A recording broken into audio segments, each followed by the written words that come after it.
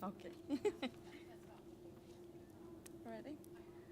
Hi, good afternoon. Good evening, everybody. My name is Maria Hernandez. I am the SEPTA president, and welcome everybody for tonight. And um, I'm a little nervous, rusty. Like this is my first time over here in the podium, and we want to welcome Kate Tuffy and for being here with us, and more to come, I guess. Thank you, everybody.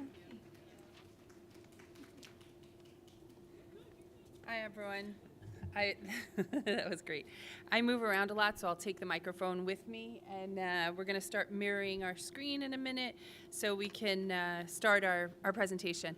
I'll give you, perfect, thank you. I'll give you a brief introduction as to who I am and the Hance Family Foundation, and then we'll get into some rich content tonight about how you can hopefully connect with your children in new ways that maybe you can help them elevate their self-esteem and their confidence. But I will tell you the trick to all of it is how we as adults, and particularly as parents and caregivers, treat our children. And that means how we treat ourselves. We are modeling for our children at all times, so we're going to talk about different ways that we can maybe change our own behavior and see the results not only in ourselves but in our homes. So my name is Kate. I am the Director of Education for the Hance Family Foundation, and I am the creator of the Self-Esteem Rising programs. And really what's most important in that sentence is the Hance Family Foundation.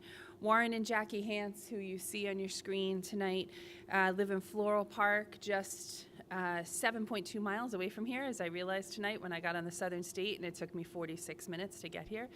But we are right in your backyard. And in 2009, Warren and Jackie Hance lost their 3 daughters in a horrific, devastating car accident on the Taconic State Parkway. Their daughters, Emma, Allison, and Katie, who you see on the screen behind me, were just 8, 7, and 5 years old. And it is over 13 years later, but it is still really hard for me as a friend of the family and as a member of the Hance Family Foundation to say those words.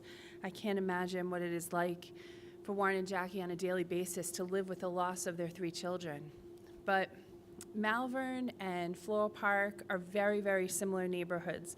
And when this tragedy struck on a beautiful Sunday afternoon in the summer of 2009, our whole community seemed to rush to their house, to their doors. And, you just wanted to be able to help, which of course there is nothing you can do for people when they are experiencing loss of any level, but a devastating loss of this level. I think the only thing that we have learned, or I personally have learned, that you can do is just show up and just be there. There is nothing that you can say that'll make it better, and there is nothing that you can bring or buy at the store that'll make it better. But your presence alone is something. And our community did that and continues to do that in a massive way.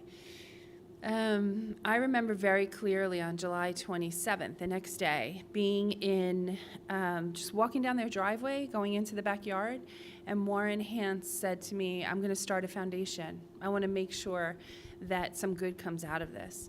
That was such a powerful, pivotal moment. It is a reason I'm here with you this evening. It's a reason that we work every single day at the Hance Family Foundation. And I think in large part, Warren, we're here tonight. He had a work appointment, so he couldn't make it tonight, but I think he would share with you it's perhaps part of the reason he's still alive.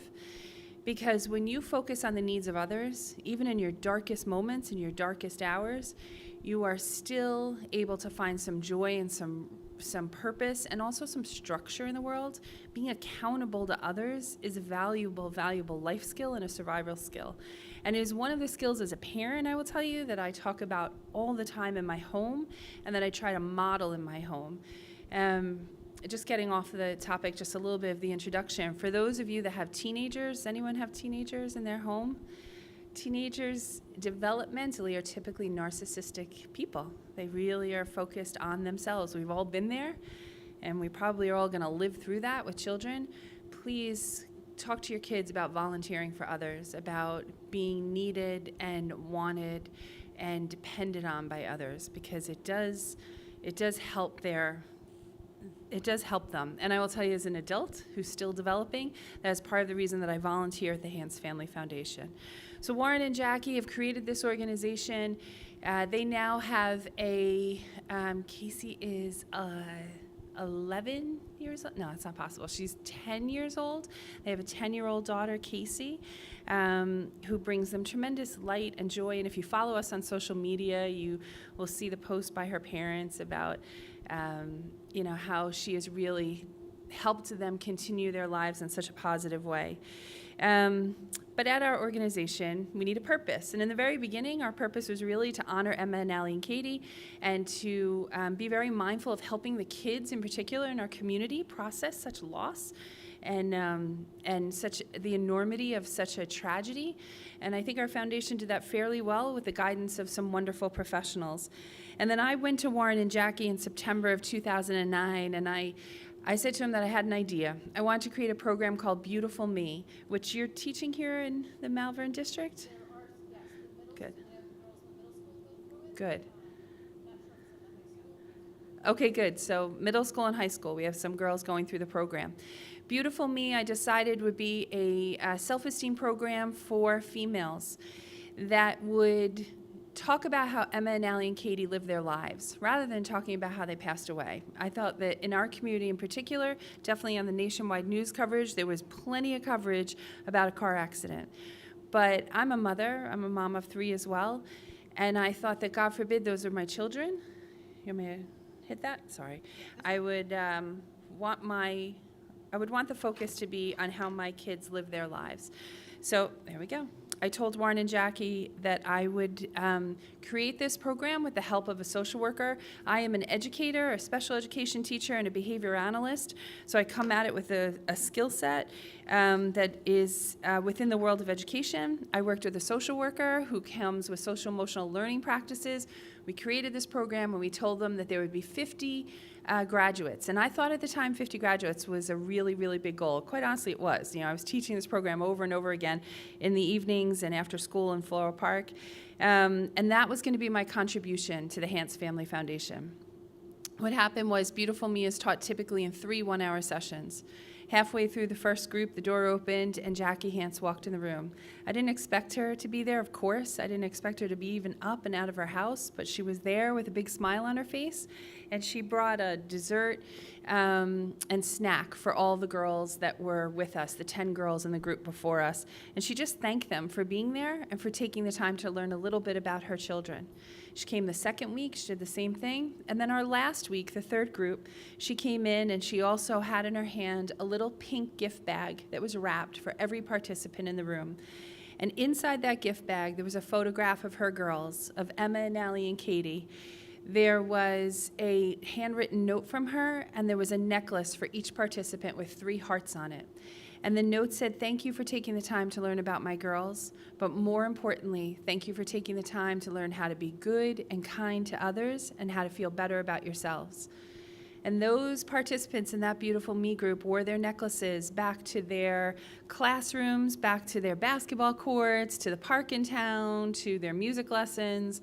And I started getting a lot of phone calls, a lot of emails asking for the program, because the graduates as well were coming out of that program talking differently about themselves and to others.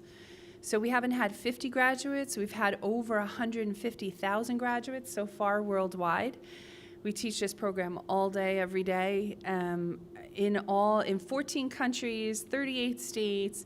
And here we are 7 miles away from our home in Floral Park, and we are so happy to connect with Malverne as well. And hopefully after this night, we'll deepen the relationship. Maybe you and your kids are going to come to our brand new office on Tulip Avenue and volunteer. Maybe you want to come to one of our toy drives. We do a whole bunch of other things outside of Beautiful Me, but maybe we can stay connected and continue the conversation. So if you're just joining us, we are handing out paper and pens for those that just came. And the reason that I ask you to do that is, one, I hope that tonight maybe we'll talk about a few things that are new to you. Maybe you want to jot down some notes because you want to remember when you're driving tomorrow with your kids, or when you're sitting at home maybe getting ready for the holidays. You want to pull out some of the ideas that we talked about and try them in your home. And that's great. And I'm also going to ask that maybe you participate tonight a bit. And the reason is what I alluded to before. When we become parents or we decide to become caregivers for children, we are immediately responsible for modeling at all times. Kids are watching us, they copy us. You would think, or I think, that two of my children in particular who are older now don't really care what I'm doing that much and are not watching, but I hear my voice often when they speak. And I know that they are certainly going to point out something that maybe I did differently, so they're definitely watching, or that they want to be mindful of. Tonight, as we go through, I just want you to just know, and I'll reference often, I have 3 children. I have a 24-year-old son who just told me last night that he's moving to Long Beach with a bunch of buddies. So I'm half thrilled, and I'm half really sad about that. I have a 22-year-old daughter, just graduated college in May. She's working in the city right now and moving to Boston soon for her job. And I have an 18-year-old daughter who is a sophomore at Fordham. I work during the day as a behavior therapist. So I mainly work with children who have a diagnosis of autism spectrum disorder or ADHD or emotional disturbances. And it is such a privilege because I get to support them in school all day and help them problem solve. And then in my spare time, I volunteer at HFF, and I do these programs in the evening. So I said before, please be aware that you are responsible for modeling. Being responsible in general, like we talked about briefly before, is a survival technique. Just take a split second. I'm not going to ask you to share aloud, but jot down the names of 2 to 5 people that you are responsible for. Who needs you in their lives? Who's looking for you? If you suddenly won $1 million tomorrow and went off alone on a huge vacation, who would be looking for you?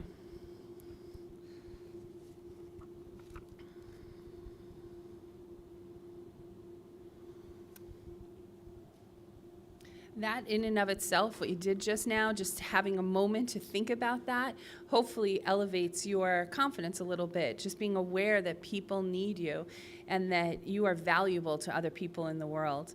And if that list is kind of small or you struggled a bit to create that list, I encourage you to start volunteering immediately because that will certainly expand that list exponentially. And there are so many different ways to volunteer. Of course, the Hans Family Foundation, and Kathleen can tell you, we always need volunteers.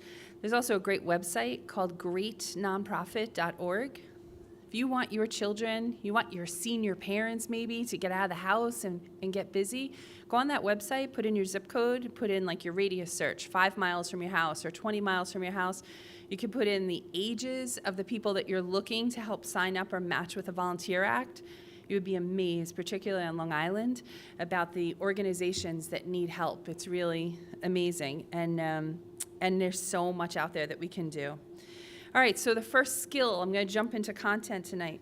The first skill that I would suggest to you, hold on one second, that will help you connect with your children and hopefully elevate their level of self-esteem is you want to teach your children how to own, how to accept, how to be well aware of all of their personality traits, the pleasant and the unpleasant ones. When we ask our kids to describe themselves, it would be lovely if our kids use these positive words like, I'm kind, or I'm helpful, or I'm athletic, or I'm smart, and that's great. But that is not a fully formed or fully realized human being. At times, we're also jealous, or we're tired, or we're anxious at times. And that is a really important thing, to be able to recognize those, not as faults, not as deficits, but as parts of who we are. Because knowing how you view yourself is exceptionally powerful in your self-awareness journey. One of the things we do in Beautiful Me is we hand out these, in our workbook, we have a cutout of a human figure, and we have over 250 adjectives that describe humans, describe the human condition. And we ask the participants in Beautiful Me to write down anywhere, I always say write down 10 words on that little doll figure in the book. What always happens, and I have taught well over 1,000 Beautiful Me groups, what I always hear is when the kids when the girls in particular know each other in the group, they will say, silly, oh, Kate, you should write that, you're so hilarious, or you're so silly. Or athletic, you should write that. You're the captain of our soccer team. And that's when the instructor, I stop it. Say, this is not how your mom views you, your dad views you, how your friend sitting next to you or your teacher would describe you. This is about how you view yourself, which is oftentimes wildly different from how people around you would describe you. So I'm going to ask you for a moment, if you are a parent or you are a caregiver, meaning an educator, a babysitter, an aunt, uncle, grandparent, write down how you would describe your current parenting or mentoring style using 5 or more words off this list right now. Just take a moment to do that yourself, please. And this list is just a suggestion. You might have many, many more words on there.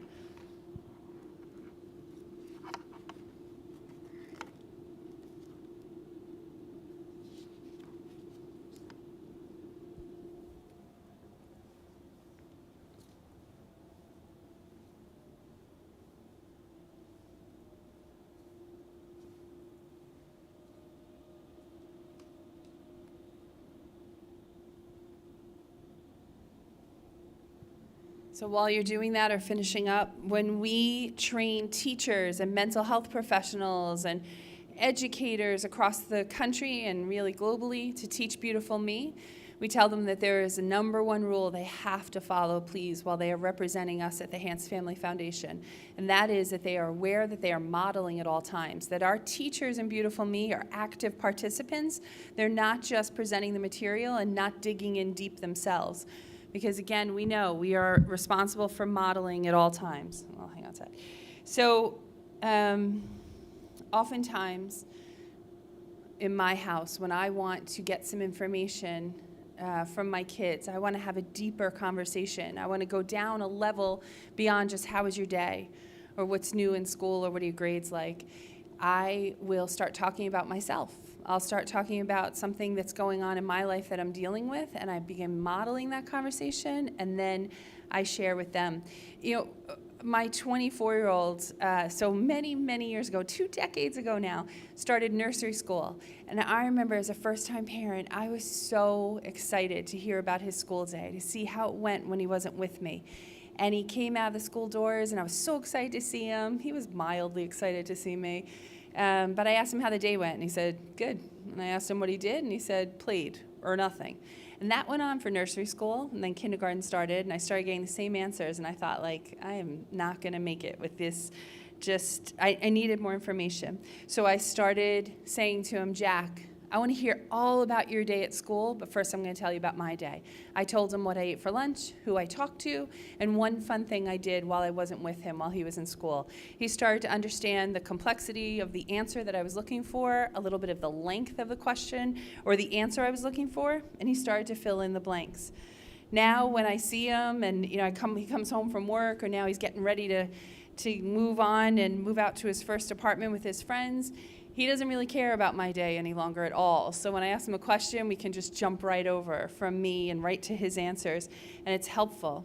Also, if you have kids who have phones, all they know, they only have lived in a world where they can communicate on phones, and they can text exceptionally rapidly, not even looking at their phones, in the dark, one hand tied behind their back. They will be able to communicate. So sometimes you need to start those conversations by texting as well, because that's how they know how to communicate, and that's okay as well. But again, in modeling, and back to how our teachers teach Beautiful Me, I am going to answer the question first about how I would describe my parenting style, and then I'm going to ask if 2 or 3 of you would like to participate tonight and share as well, because we certainly all learn from each other, and it is so important to know that we are not alone when we are at times struggling as parents. So my current mentoring style, or parenting style, I am a very anxious mom. I worry about my kids often. I worry about their life choices and the way they spend money, how late they stay out at night, when they get home. My youngest is so annoyed because I check sometimes on, I have her on Find My iPhone or tracking location on my phone, and it drives her bananas, and so we struggle about that a bit. But I worry about having kids for sure. I'm a very consistent parent. I think that the most successful parents are the parents that are predictable. When I was growing up, my father was wildly unpredictable. He was kind of like he liked a routine himself, but if I got into trouble in school or I did really well in school and I brought that news home, I was never sure how my father was going to react. Sometimes it was explosive, sometimes it was very dismissive, sometimes it was right in the middle, but that did not lend to being a calm kid. I was worried all the time. Predictable parenting, consistent parenting is exceptionally successful parenting. So when your kids know how you're going to react, and you can ask your kids, like, how do you think I would react in, and put a scenario out there, and if it matches what you're thinking, then you're fairly predictable, and I would engage in that activity often. But I will say I am predictable and I am consistent, knowing that I am raising 3 very, very different individuals. My kids are nothing like each other. And sometimes I have to remind myself, like, wait, I'm in the wrong lane. Am I in lane 1, 2, or 3 for those 3 kids? And I might have to hop over to the other lane and remind myself that I am now talking to Colleen and not my other daughter, Maddie. And that's an activity or a practice that I engage in often in my mind. I am an exceptionally appreciative parent. I work at the Hans Family Foundation side by side, really with Warren, who runs our organization, and I am well aware that not every parent gets to see their children and gets to know that they are alive and healthy in this world, so I am very appreciative. And I am very tired. If you didn't write the word tired down, re-examine your parenting, please, because this is the most exhausting job. It is... there is no break from it, and it's the greatest gift in a way that there's no break from it, but literally, even just saying those words, there is no break, makes me even more tired. I'm going to ask 2 or 3 people who wants to share what their parenting style is like, or mentoring style. Thank you. Thank you.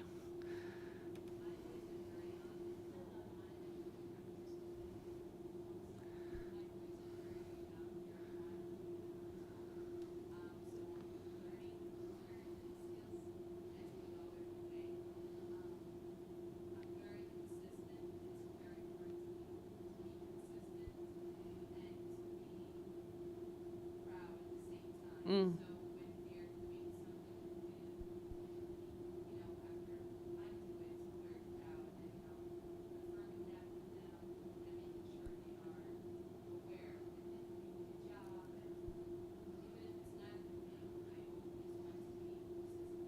Good. Yeah.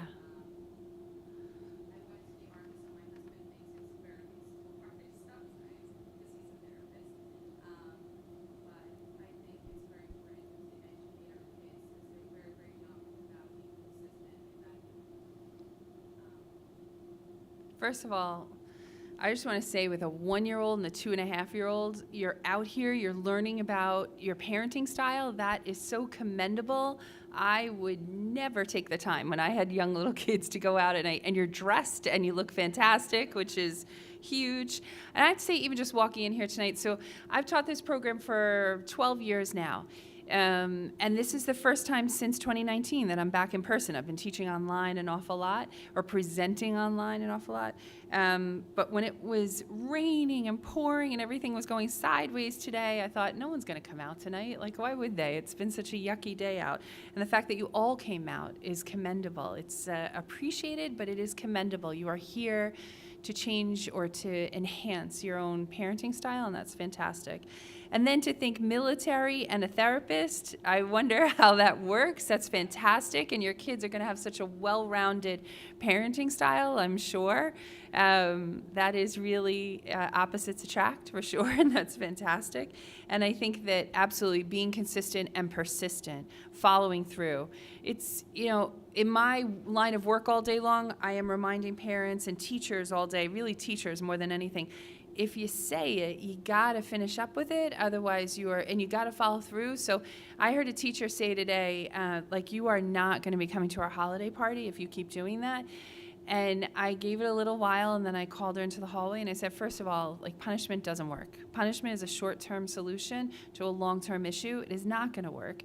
That kid is not gonna be motivated, also not gonna care about a holiday party 15 or 16 days from right now. but if you said it, you're going to have to follow through with it. So really be mindful that the things that we put out there hopefully are positive and also realistic, because we don't want to render ourselves powerless in front of our children or be the parents that cried wolf and just become white noise in our kids' lives. Anybody else? How about one other person? Want to share? Thank you. Well, on my list, I have proud, exhausted, supportive, fearful, challenged, joyful, and amazed. Fantastic. That's I have great. a 12-year-old daughter, and I have a 9-year-old son, autistic son. Moderate. So I'm challenged. Sure. I'm exhausted. Yeah. But it's the joyfulness in the little things and being consistent and modeling. He is like he's Andrew is gonna figure out this world by looking at me. Yeah. So I am like very, very aware of how I am in every interaction I have with Absolutely. everybody. Because from the grocery store clerk to his teacher to the bus monitor to anybody, like he looks at me and is like, well, what's mom doing? Right. I see it. That's fantastic, isn't it? You know, for parents of children with special needs, I imagine as a SEPTA meeting, we have many parents of kids with special needs here in the room tonight. You are so responsible for modeling, of course, and then responsible for how to adapt and modify your behavior so that you can also teach in incremental steps. Sometimes a neurotypical child in particular might be able to kind of scale back and see how to get from, like mom went from point A to point B fairly quickly and I can imitate that. And sometimes with atypical neurodevelopment, you have to really break down each step and be exceptionally mindful of that. And it adds a layer of challenge and problem solving all day long, which I admire greatly in every individual that is aware of that and does that. And sometimes backs up a step or two, repeats it again, and then moves forward again. So thank you for sharing. I'm going to ask you again throughout the night if we can all jump in and share some thoughts. And I'll tell you, like, when we teach Beautiful Me in particular, it is challenging for people to share their own personal thoughts or journeys or reflections, but that is absolutely where the growth happens. If you walk out of here tonight, hopefully you remember something that touched you or made a dent in the way you think about your children or the way you live your lives. But if you speak in the group tonight, you certainly typically will remember that. One of the things that I suggest to you is very important when you want to connect with your children is to teach them how they're coming across to the world, teach them how they're coming across to others, but in a safe and a non-judgmental way. And the first tip that you can do in order to reach that goal is to use a lot of I statements, not you statements. So when I was young, I have one sister, and when I was young, my mother all the time constantly described me to others in front of me as painfully shy. I was not in pain, but clearly my mother was, because I was quiet, and I think I was very reserved, and I think it made her a little uncomfortable, particularly in our large Irish Catholic family who always got together. I think it was a little challenging for her. And my sister is the exact opposite of me. She changes the air when she walks into a room. She's the life of the party. Just last week at Thanksgiving, I had 36 relatives at my house for Thanksgiving, and it sounded like Seinfeld was in my living room. Like she's telling everyone some funny stories, and I'm pulling vegetables out of the oven, where I was really happy to be, and I think she was happy to be. But when I reflect back about that, that was hard for me. I mean, obviously, I'm standing up here at 51 years of age. I will never forget that my mother called me painfully shy, and that she would sometimes pull me aside before we walked into a gathering, a holiday gathering, or a birthday party, and she would say, "Can you just try to be more like Allie, my sister?" And when I started having children, I realized one of my kids, my middle daughter, is very quiet. Her personality is very similar to mine and really how I was growing up. And I don't want her talking to your kids in 10 or 15 years about all the things that I did wrong. So as a parent, I often say to her, I know what it feels like to be maybe a little reserved in a group or to be a little shy. But I also know that there's a difference between shy with a smile and shy with a snarl. And with a lot of the kids that I work with throughout the day, I'm oftentimes modeling just facial expressions, because sometimes kids on the spectrum in particular are not as aware of their facial expressions. And I want them to be able to go, or we hope that we all want them to be able to go in the cafeteria if we're working on some mainstreaming opportunities and be invited to sit with other kids, or go into like recess and maybe connect with some other children, or go to a birthday party on the weekend or a social event.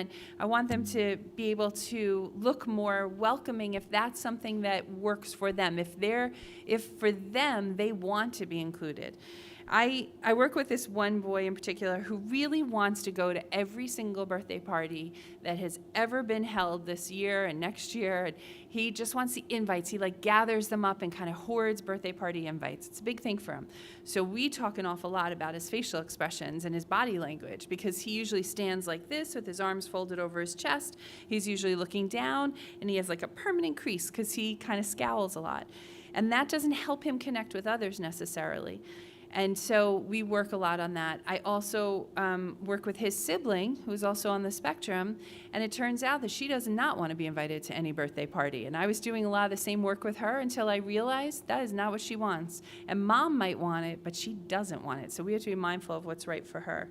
So when we talk to our children, if you can, think about those I statements. You might have a kid that goes into a party or goes to Thanksgiving and is like my sister, life of the party. And maybe you're thinking, I just want my kid to know that sometimes there's not enough air left in the room for everyone else to talk. Maybe my kid is kind of taking over a little bit and commanding a lot of attention. So you might share with them as well. I know what it's like to be in a room with really funny people, but sometimes I would want to have a minute to talk as well, or to be able to tell a story as well. It is really important how we share these messages with our children. And so when you are driving with your kids, you are home with your children, maybe you're getting them ready for bed at night, talk about how you view yourself. I know that I am, and share those descriptions about yourself, about your self-awareness and your self-worth.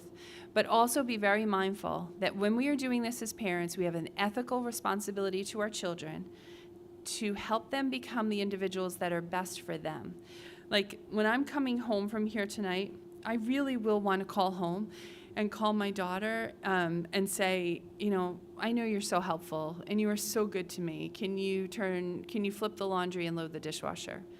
But that is being manipulative. That is saying, here's this compliment. I know you're such a good kid. Or you're really so good to me. And now will you work for me? And that is certainly not what my kid is going to want to be doing at 8:30 at night. She's going to want to be relaxing before she goes to work tomorrow. So be mindful that we are pointing out to our children, we are sharing things that are going to enhance their lives as well, and that are going to help our children become the most independent versions of themselves. As parents, that is our goal. How are we going to get our kids to be able to have their most independent life? Because independence brings along confidence. When we say to our children, what are you good at? I hope that they can readily answer that question. Maybe at their young age, they might need some prompting, but being able for you yourselves to answer that question is a fairly healthy indicator that you have some healthy self-esteem and self-awareness. Take a moment, jot it down, or just think about it in your head. List 5 things you're good at.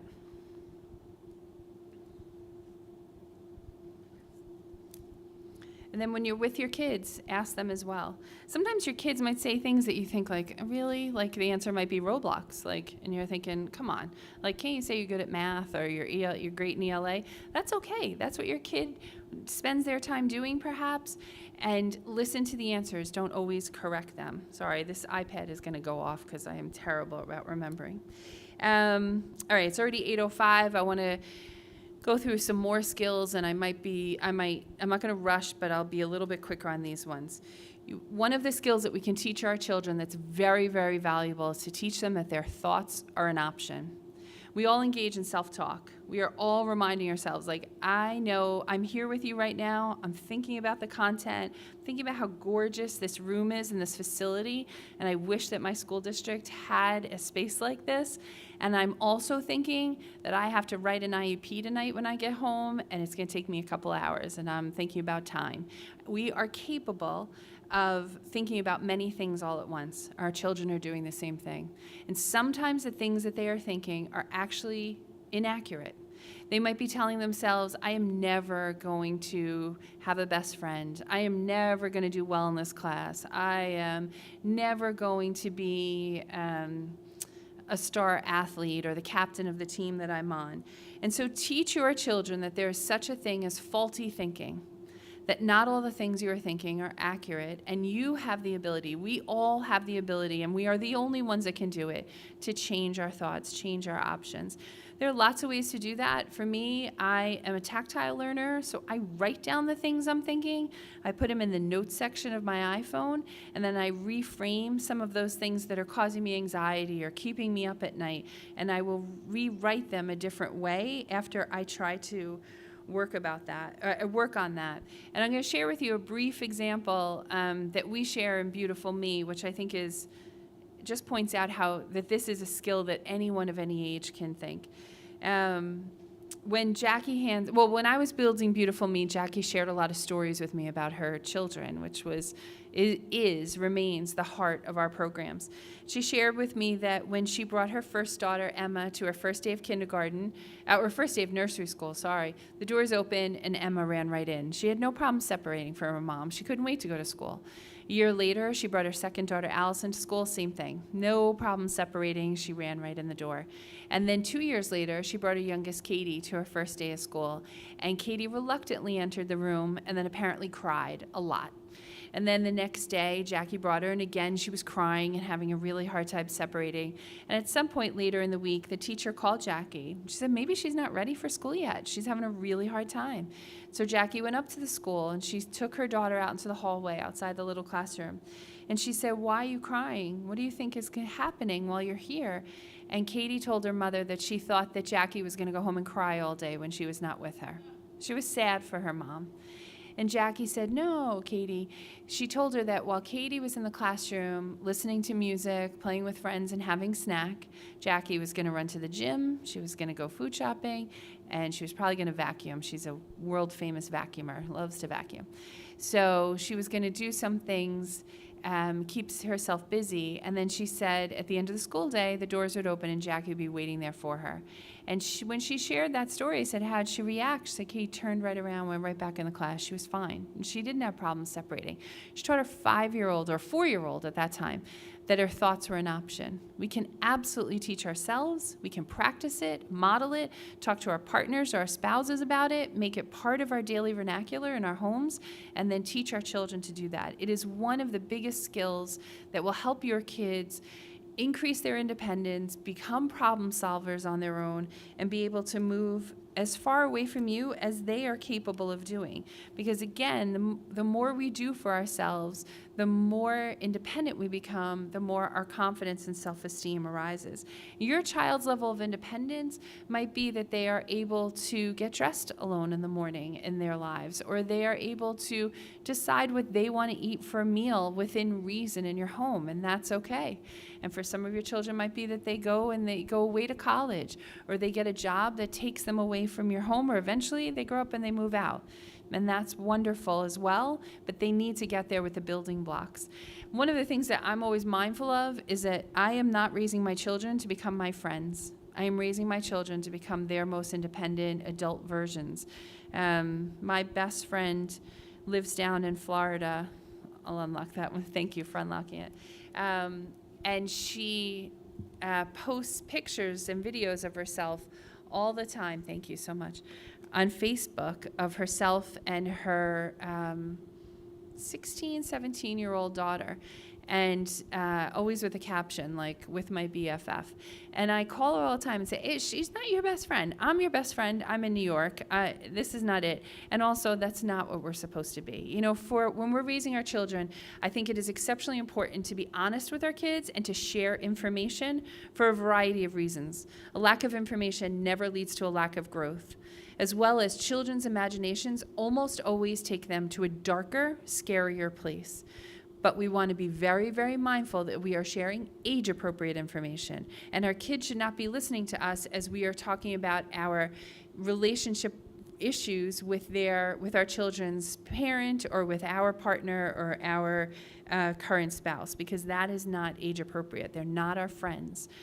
But in the same token, share information with your kids. If you are dealing with a crisis in your life, if you have an older parent who needs help, if you're dealing with a change at your job, a financial concern, share that age-appropriate amount of info, because your kids know you're stressed out and they're probably thinking much worse things. If you're not sure what is age-appropriate information, reach out to your schools. They are the first sources of information, because our school buildings are filled with people who have dedicated their careers to learning about childhood development, about how to raise children. What do you have in the district here? School psychologists, social workers, administrators? Please reach out to them. I was alarmed, but I was also really sad that when COVID hit and school closures happened immediately, kids, we went as parents and as adults in this country, of course, and in the world, we all went to immediate isolation. Even if we were stuck in our homes with our families, we were not surrounded by the people at the supermarket we usually went to, or where we got our coffee in the morning, or our friends at work. And it changed the way we all operated in the world. Our children went to immediate isolation, meaning they were no longer with their peers or on a large scale, or their scale. And I was shocked that in our district we were not getting a lot of calls from parents asking for advice. We're getting a lot of calls asking how to get on Freckle and how to get on Google Classroom, and I understand that. But we should be tapping into our resources at all times. And we should also be sharing with our children that we are asking for help. Because asking for help is not a sign of weakness, it is a sign of strength. It is a sign of the ability to problem solve. So I share openly in my home, and I always have. If I'm having a hard time at work, I ask a colleague for help. I share that aloud. If I don't know how to get a school project together, I call my neighbor Tracy. She's got it all down. She knows it all. I share that I'm asking for help there. And then ask your kids who they ask for help as well. I'm skipping forward a bit, but while we're on the topic, you want to make sure that your children have resources or have at least 3 people that they can go to for help in all scenarios. Take a moment right now. Think about one of your kids and jot down the names of 3 people that they could go to for help or for comfort or for advice.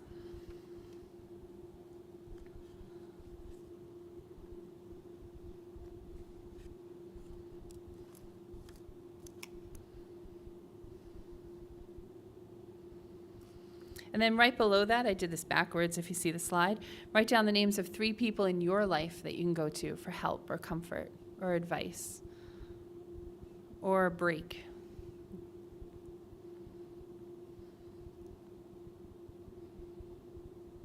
When you look at the list of names that you wrote for your child, I hope that your name was on it. And if it wasn't, maybe you want to ask yourself why. And then I encourage you to go home, and when you have a quiet moment with your child, ask them who their people are. Tell them to, who these 3 people you could go to. You might look at that list and think like, oh, geez, really? That person is on your list? Maybe it's a friend that you don't think is the best peer model for your kid. Maybe it's an adult that you think, like, that's the one you would go to, not this one. But listen and find out more. When I asked my daughter, Colleen, when she was very young, I think she was like 7 or 8, I asked her who her people were. And because I ask them constantly, obviously the list changes all the time. And I remember so clearly, it was a winter night, and she said, she named me, she named my husband, she also named her sister, and she named my brother-in-law. And my brother-in-law is the best, but they live in New Jersey. He is a landscaper. He likes to talk about landscaping a lot. And I was surprised by that. And they had just had a baby, so he was a brand new parent. But I listened. I didn't judge. I didn't say, like, cross that out and put someone else. And she also said her kindergarten teacher, Mrs. Lazos, and she was no longer in kindergarten. And I was so happy that she had named someone in her school building. Encourage your children to have someone in their school building. They are away from us at least 6.5 hours a day. If it's the cafeteria monitor, if it's the librarian, if it's an old teacher or a teacher they never had but they feel connected to, it's their counselor, their school psychologist, their principal, great. Make sure that when they are not with you, they have a resource for sure.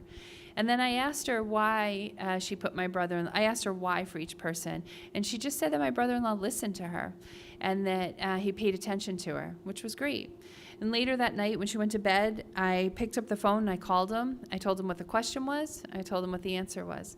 And he took that for what it is. What a privilege it is to be named someone's person, especially a child's person. That is outstanding. And he took it for what it is, and he listened, and he took it really seriously. He has developed such a wonderful relationship with her. She went off to a school in Rhode Island last fall as a freshman in college, and she could not stand it. She wasn't in the right place. She said her intuition told her early on she wasn't in the right place, but she didn't trust her intuition. And she didn't listen to it, and she just thought she was homesick.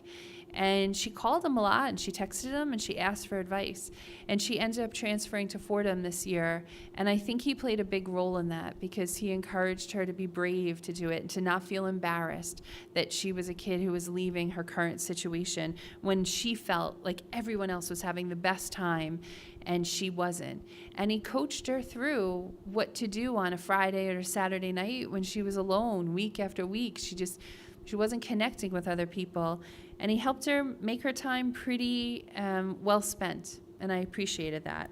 So be mindful of that, please, for knowing who your kids have in their lives. And then if you are ever named a resource for other people, please take it for what it is, which is an honor and a privilege and a responsibility, and show up for that person. Another skill that I will suggest to you, and I'm sure you all know this because we talk about it in our society an awful lot, but please be mindful of the language you use in front of your children about the foods that you may or may not be eating, or the exercise you may or may not be engaging in, or how you view yourself when you put on jeans and stand in front of a mirror, or try on a new outfit maybe for a holiday gathering or this time of year. Sometimes our bodies fluctuate a lot. We are going to be bombarded with 9 million Weight Watcher, Jenny Craig, and gym membership applications because the new year always comes with trying to change our bodies in this country. And be mindful of that. If you don't go to the gym or you don't go out and get your run in each day, it doesn't mean that you failed. It doesn't mean that you're a bad person. And you don't need to necessarily beat yourself up in front of your children because they're hearing it, and then they're going to do the same to themselves. Again, when we were building Beautiful Me, Jackie shared a story with me about her girls. That summer of 2009, before the accident, Jackie used to take her girls to the beach every day. And she shared that one day she was waiting for a girl. She was making their lunches in the kitchen. She was getting ready to leave. And her older daughter, Emma, came running down into the kitchen. She was wearing a black and white polka dot bikini. She had her little beach bag on her back, and she was ready to roll.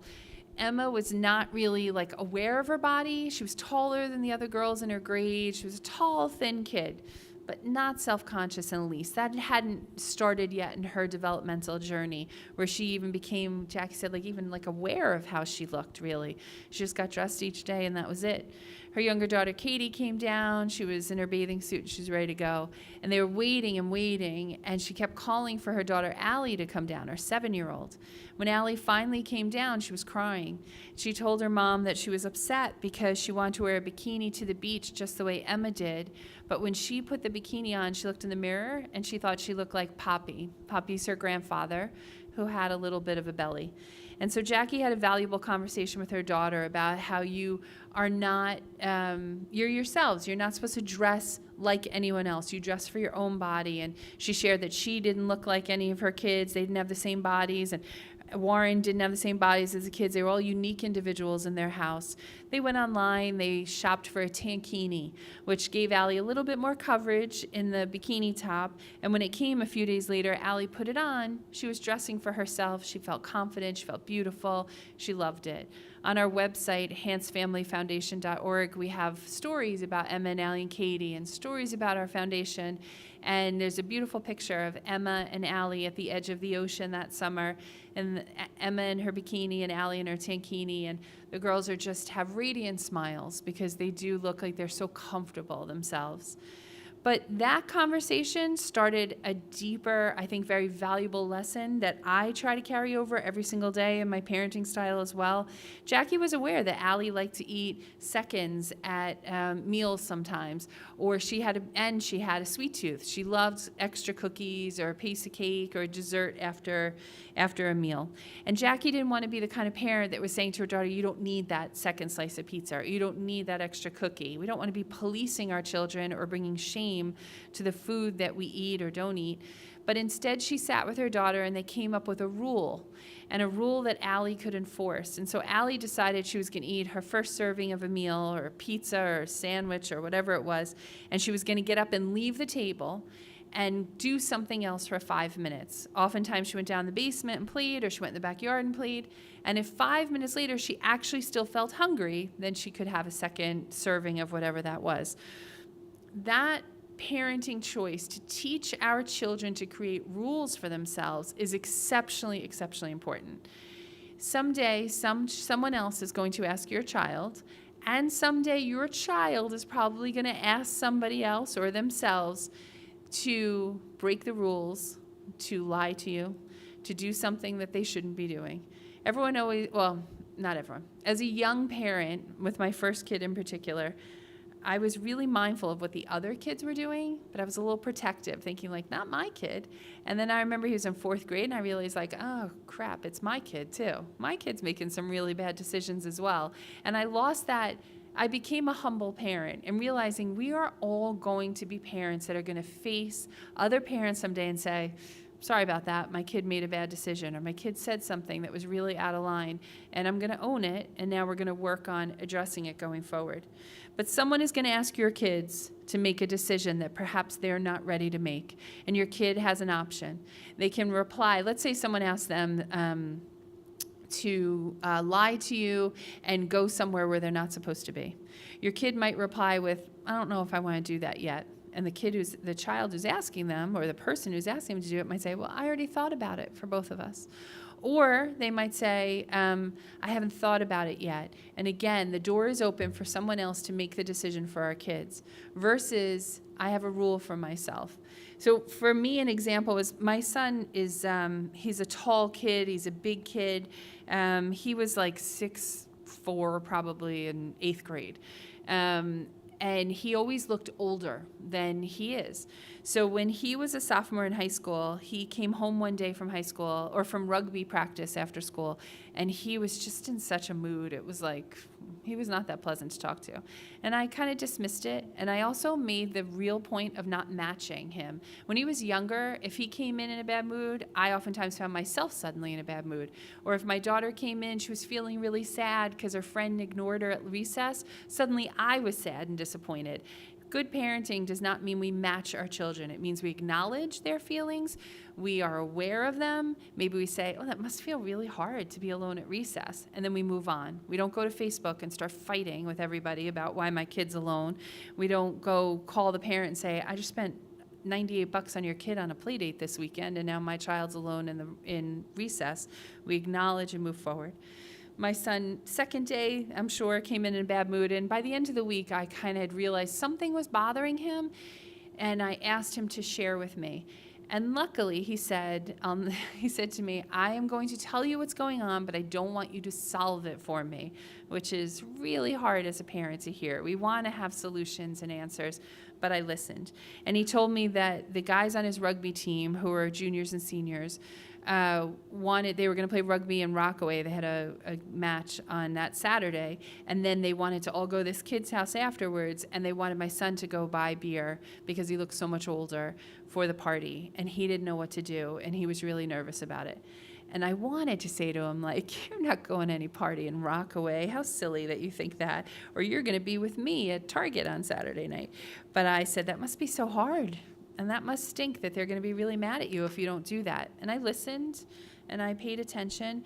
And then a few hours later, when he had kind of gone through the rest of his day, I just made a suggestion. I said, one of the ways that you could maybe answer them is to say, I have a rule for myself.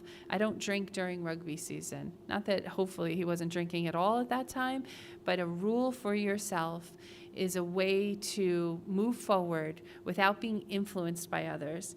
And he came home that Friday afternoon, and he told me that I shouldn't I remember he said, you shouldn't have a big head or anything, but that rule thing really worked. And he used it over and over again, and I use it often. Teach your children to come up with rules for themselves that they can enforce regardless of how they're received by others. That's the key to it, not just having a rule, but how to enforce it, how to stick by it, how to hang on to that.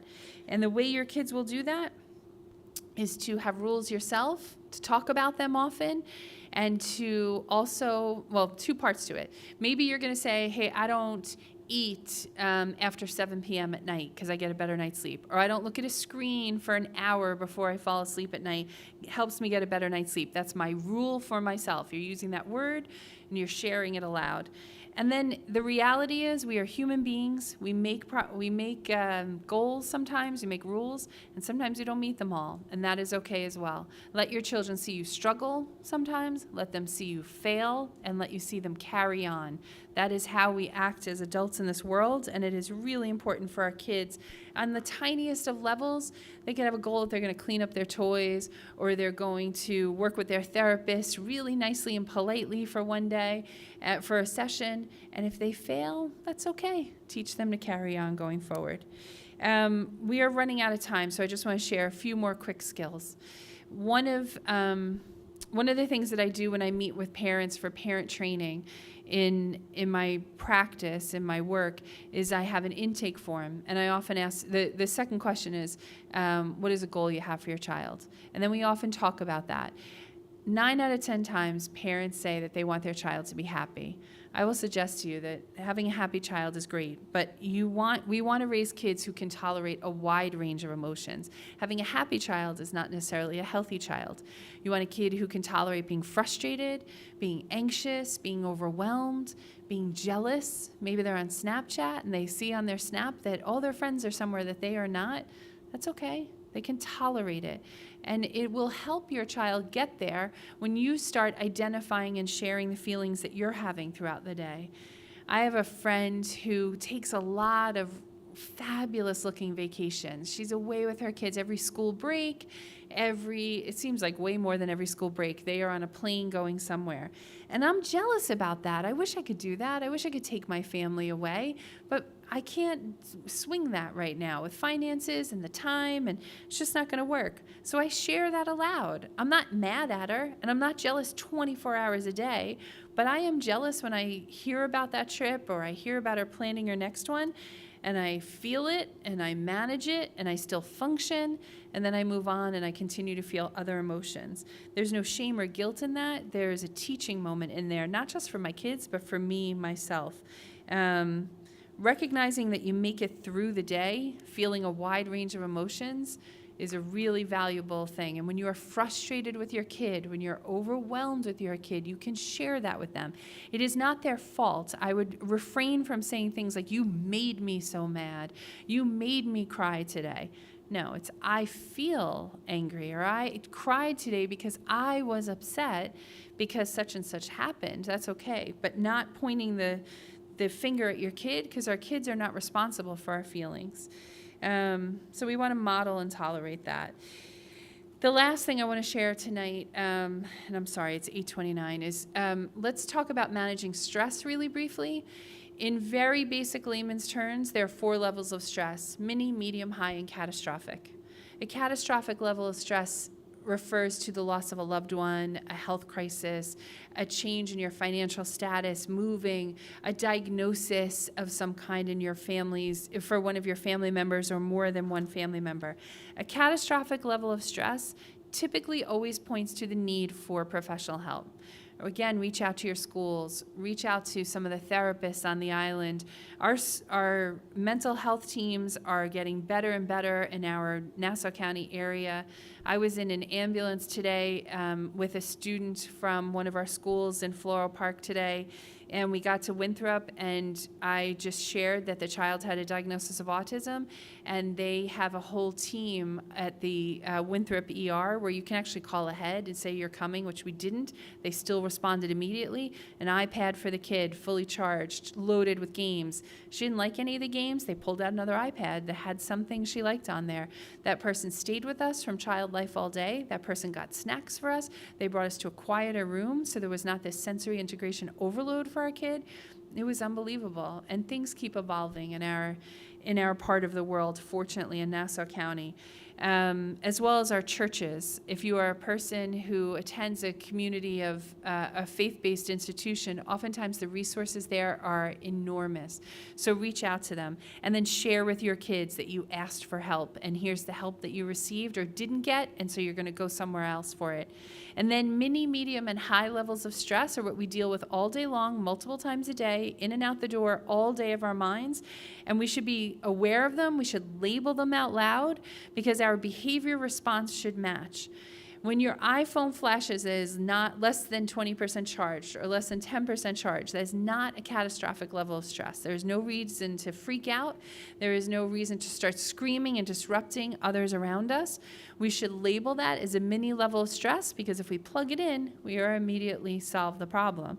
And so model those things for your kids. When you get into traffic, when you get somewhere and you forgot, that you needed some equipment or you needed some outfit for your kid and you don't have it, label it and then say, look at how I'm responding because this is a mini, medium, or high level of stress. And then ask your kids to do the same. As parents, hopefully we are consistent, hopefully we are predictable, hopefully we have the tools to reach into our circle and ask for help. SEPTA is such an enormous resource for parents. And hopefully we are able to model for our children while being honest and sharing information. There's a little bit more content to our presentation tonight. I will make this presentation available to everyone online, so Kathleen or someone can send out an email.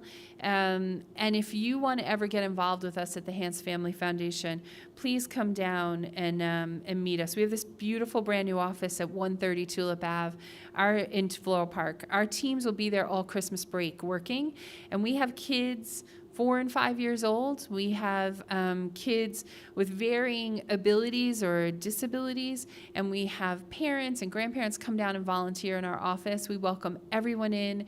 We like to keep our kids busy during Christmas break, so if you want to get out and come down and help us, we would love it. And I will stay up here afterwards if anyone has any questions or you want to problem solve for your own children directly. All right.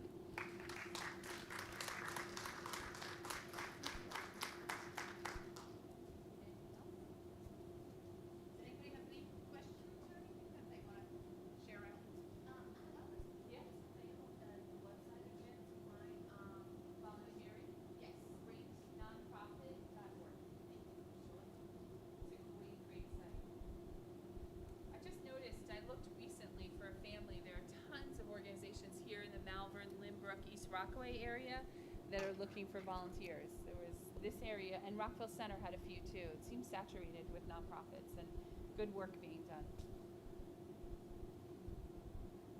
All right. Yeah, thank you. I have to say, Kate came to our, I work at a school in Queens. Kate came to our school Years ago. Yeah, long time ago. a long time ago, and I listened, and it was the gateway into actually volunteering with the Hans Family Foundation, and I have been with them for all those many years now. Yeah. Trained in the Beautiful Me. Anybody can be trained in the Beautiful Me training. It does not take long. It is, I have to say, it is life-changing to just go through the training. I have done the workshops with kids at my school. I've done the workshops with, I think,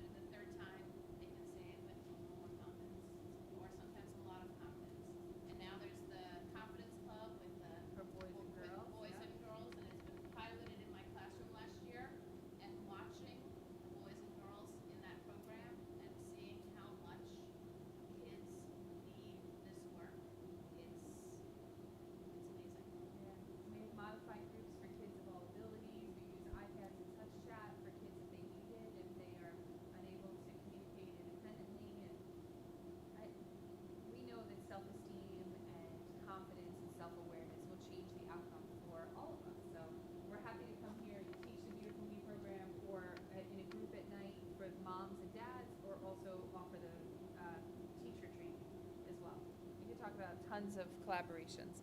Anything, being here tonight, I get to say Emma and Allie and Katie's names. That means the absolute world to their parents. That 13 years after they're gone, that people are still learning about them and maybe learning from them. That's all we can hope for as parents in the end. And because their kids aren't here, we do it for them. But hopefully, we learn some things that we can help our children become their best selves as well. So I'll stay for a few minutes if anyone has questions on their own. Sure.